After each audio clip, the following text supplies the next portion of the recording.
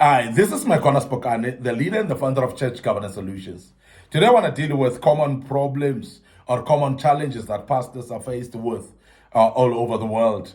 Every single pastor who's leading a church would actually testify that they are actually experiencing such challenges. And these challenges are to an extent that sometimes pastors give up the work of the ministry because of that. Sometimes it is exhausting for them. Sometimes it strains their family as well. And these are the challenges that are there. And I would love to outline them today because that may help that members of the church may uplift our pastors and help them so that they don't actually drown in this kind of challenges. And I want to outline these challenges today because that will be very, very important for us to learn out of them.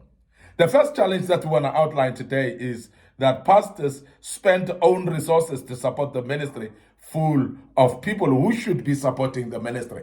And this is a very common problem in churches, whereby you find people that will be calling themselves members of the church, that will affiliate to be part of the church, but yet they don't want to spend their resources in the ministry. And some of them are actually having wrong teachings, that they are teaching against financial support of a ministry. They are actually teaching against actually giving in the church. They are teaching against tithes, some of them. And I want to emphasize this, that very same members that call themselves members of the church, they are the ones who are actually putting a pastor at the corner. Because the church needs finances, of course. The church needs any other resource that is necessary. But when the members start actually rebelling against the principle of giving or actually spending resources in the ministry, it ends up actually landing on the hands of the pastor, whereby the pastor starts spending every little cent that they have, even from their own family, because the church is full of people that are boycotting the concept of giving. And I want to emphasize that when there's no money in the church will suffer. When there's no money in the church will not grow. When there's no money in the church, we will see no progress in that particular church, because finances are at least the resources that are necessary to enhance the progress of the church. And we have seen that where the church members are not participating with their resources, pastors then face a challenge of how do I then build the church? How do I then make sure that we pay electricity, we pay water, and we make sure that all the needs of the church are being met? How do we make that? And that's the reason why you find the pastors get into debt sometimes, because they're spending the monies of their own family in order to support this particular church.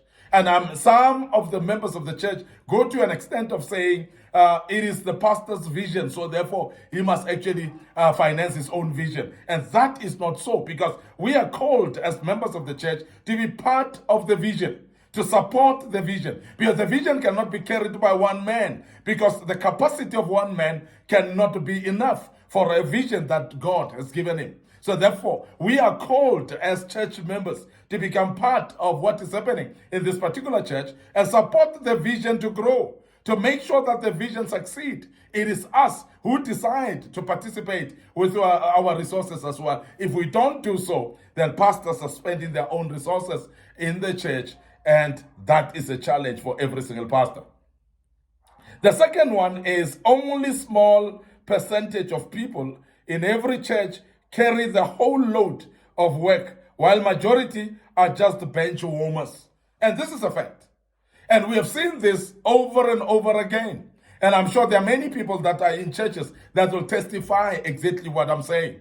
That majority of the people in the church, in fact, many people have said that it's only 20% of the people in a church that are carrying the 80% of the work. And I tend not to agree with the 20%, because in many churches, it's not even 20% of the church members that are carrying the work of the church. It's even less than 20%. And we want to emphasize that because of that actually becomes a challenge to pastors. It becomes a challenge to the visionary themselves. When you find people that are not actually carrying the load, they are not participating in the church activities, they are not part of prayer meetings, they are not part of any department in the church, and therefore the load of the church then falls on the lap of the pastor, because he or she is a visionary.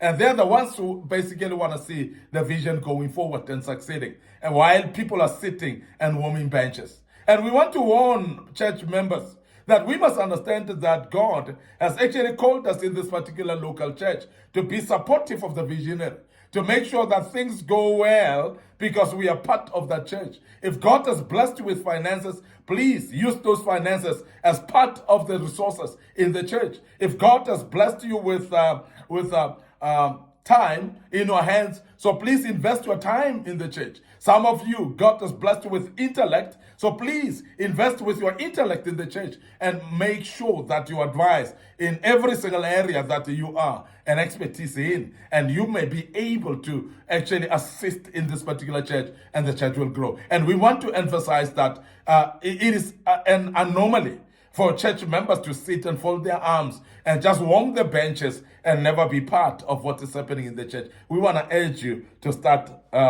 standing up on your feet and start participating in this particular church where you fellowship in. The other point is pastors pray for everyone while no one prays for them. That's the challenge, whereby pastors pray for everyone. And they are demanded to pray even during awkward times.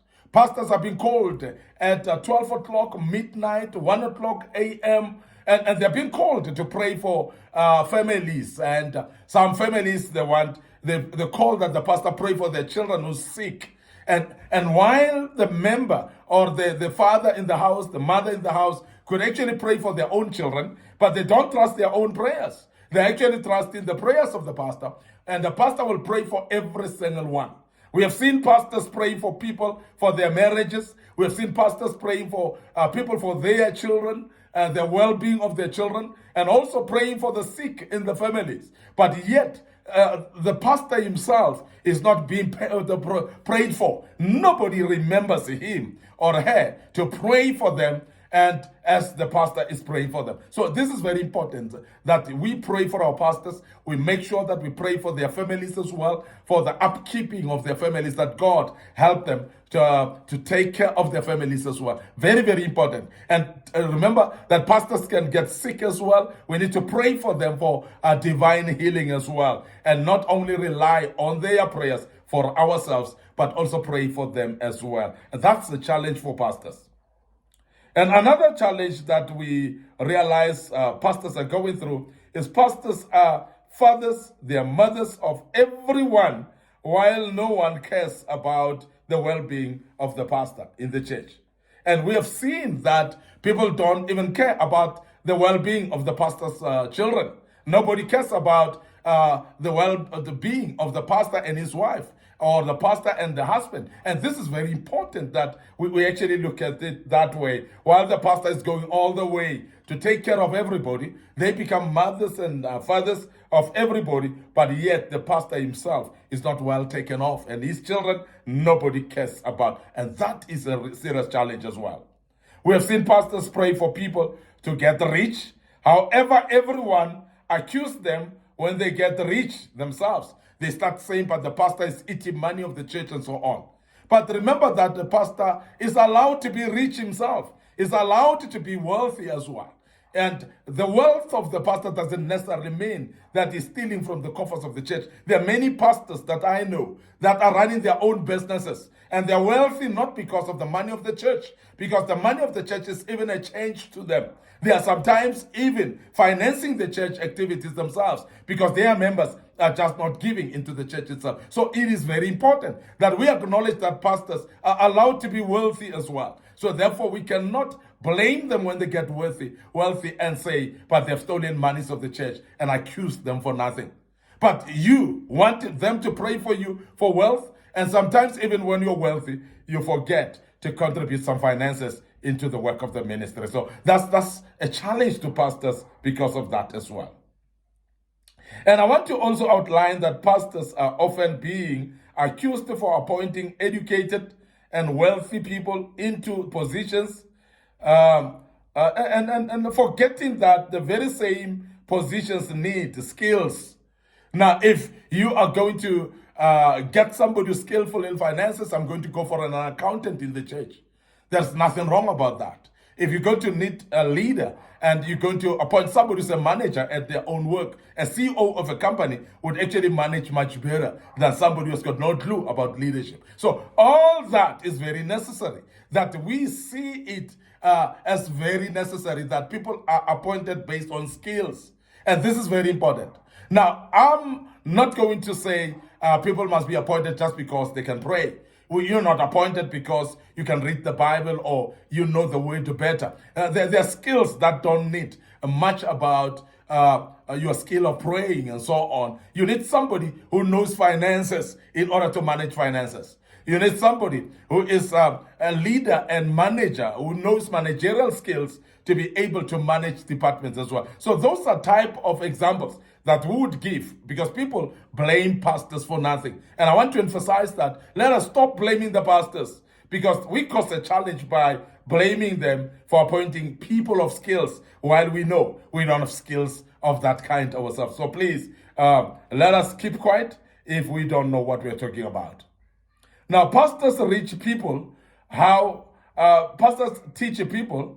to mature spiritually, to stand on their own. Yet, same people, they still want to rely on the pastor for prayers for their own children. They still want to rely on the pastor to pray for themselves during the night, in the day, and whatever. And while the pastor has actually invested time to teach them how to pray, the pastor has invested time to teach them how to mature spiritually, to be able to handle the enemy, to be able to handle demonic forces. And therefore, it's very important that you practice that as an individual and don't trouble the pastor.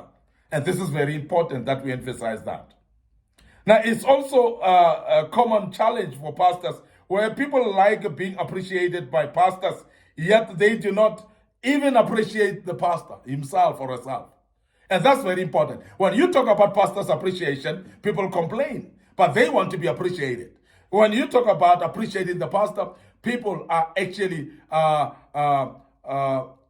talking behind the back of the people. But then, when they themselves don't seem not to be acknowledged by the pastor, they're the first to complain that the pastor doesn't appreciate them and so on. But yet, they themselves have a problem of appreciating the pastor himself as well. Another challenge is when people are bereaved, or they've got sick people in the house, or they've got lack, or getting married, or a pastor is called, but when all things are going well, the pastors are forgotten. When we need pastors for our sick relatives or sick family members, when we need the pastors for bereavement in the family to bury our loved ones, when we need the pastor for conducting marriages in our families or to ourselves, we need them now. And we are imposing actually and persistent in needing them. But yet, we ourselves, we don't actually support the pastors, and we forget them when we're supposed to appreciate them as well. I want to end up here today, your host, Micornus Phokane. I'm the leader and the founder of Church Governance Solutions. I hope that you're learning out of this. And I want to refer you to our Facebook page, it's Micornus Phokane, and also Church Governance Solutions. So please click notification buttons there, like those pages, and please follow us there, and click notification buttons as I've mentioned. Please also follow us on our YouTube channel. And we want to emphasize that our YouTube channel under Young Men Empowerment Forum, you need to subscribe to it. And please click notification button as well. Feel free to share that YouTube channel, the link to other people that are interested in listening to us. Don't forget our TikTok account as well. So please share it through WhatsApp, share it with email to other people that may be interested to listen to us as well. And that is under Micornus Phokane. And I believe that you follow us, and the good Lord will bless you as you do that. Allow me to check out right here till we meet tomorrow again with another topic. May the good Lord bless you, and cheers for now.